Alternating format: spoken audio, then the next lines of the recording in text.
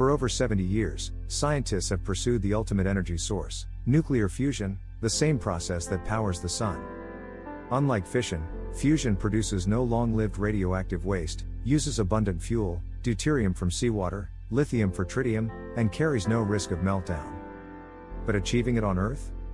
That required recreating star-like conditions, extreme heat, immense pressure, and perfect symmetry.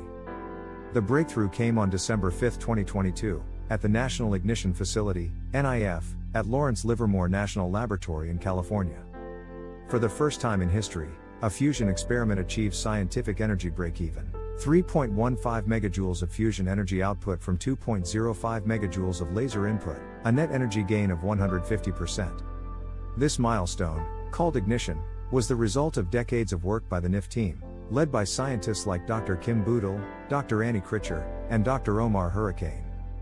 They perfected inertial confinement fusion, ICF, firing 192 powerful lasers at a tiny gold cylinder called a hohlraum, which contains a peppercorn-sized fuel capsule of deuterium and tritium.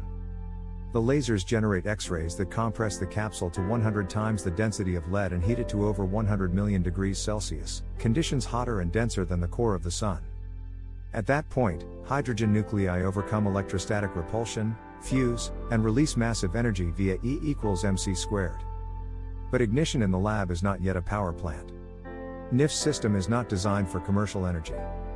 It fires a few shots per day, while a fusion reactor would need 10 shots per second. The lasers themselves are only 1% efficient, so while the fusion reaction gained energy, the total wall plug energy was still deeply negative. Yet, the physics is now proven. Ignition has been repeated multiple times since 2022, with yields up to 5.2 megajoules in 2024, showing reliability and room for optimization. Now, the focus shifts to engineering.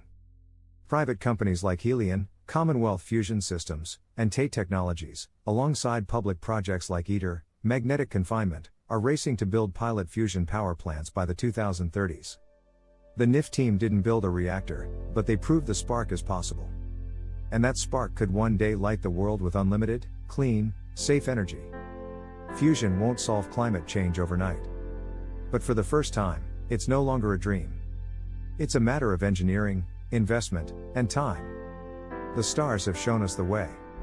Now, humanity must build the machine.